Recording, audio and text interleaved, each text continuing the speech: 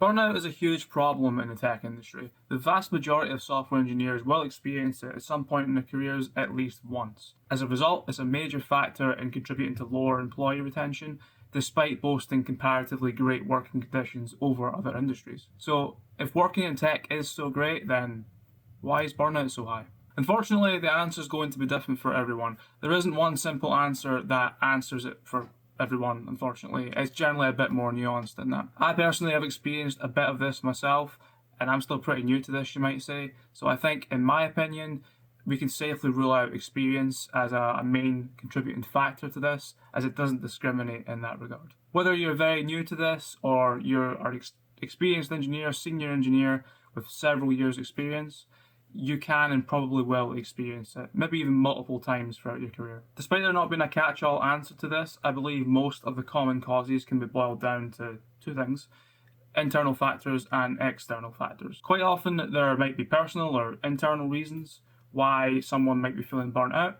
For example, that person might be dealing with physical or mental issues. Physical issues might be things like lack of sleep, lack of exercise, poor diet, things like that. More mental issues would include things like confidence, self-esteem issues, depression, anxiety, or addictions like drugs and gambling as well. But they could also be dealing with something much longer term than that as well, like disability or neurodivergence. Now, if you're someone who is dealing with burnout and you're confident that your issue can be boiled down to something internal or personal, then I would highly recommend you seek out the help of a professional.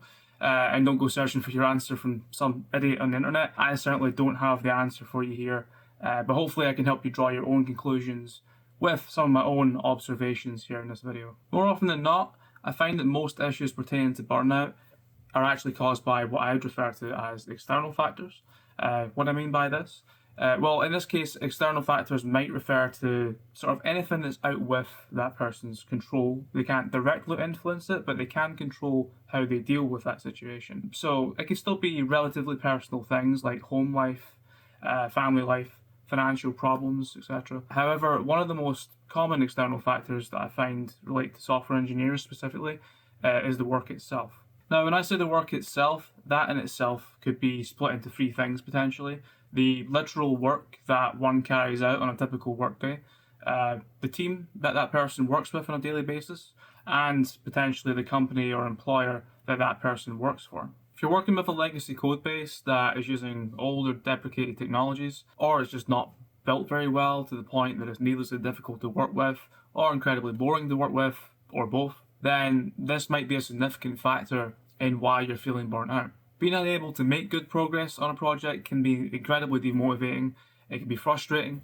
It can even cause things like imposter syndrome, things like that. Even just being bored with the technology that you're working with can feel severely demotivating for a lot of developers, and especially ones that are later in their careers that are worried about keeping up to date with the latest tech. The team a developer works with can have a significant effect as well on that developer's ability to remain focused if they're not working together well.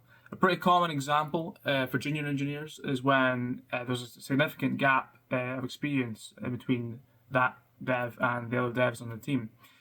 Let's say you join a team at a company as a junior dev, alongside devs who are significantly more experienced than you, perhaps all senior in comparison. And you've been working on a team long enough to, in theory, gain enough experience where you might no longer be considered a junior. Because you've only ever worked with that team at that company, the team might perceive you as the one with the least experience among them still, making any experience that you do gain quite difficult to perceive for both yourself and your team members.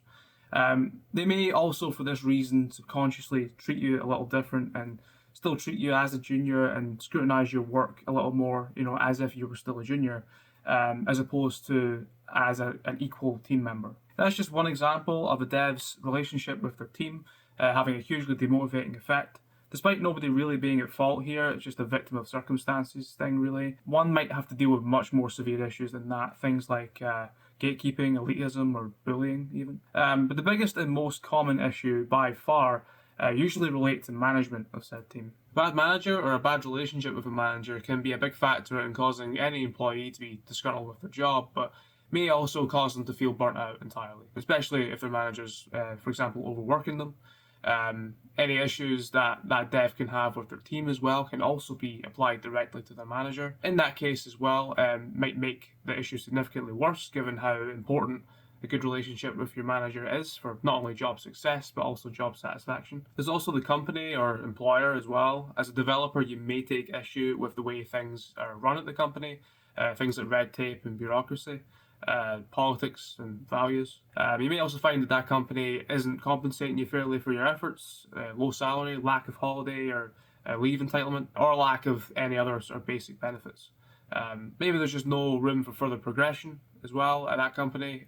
You're becoming more aware how staying at that company is maybe stagnating your career. Again, there's a variety of reasons why a developer might feel burnt out.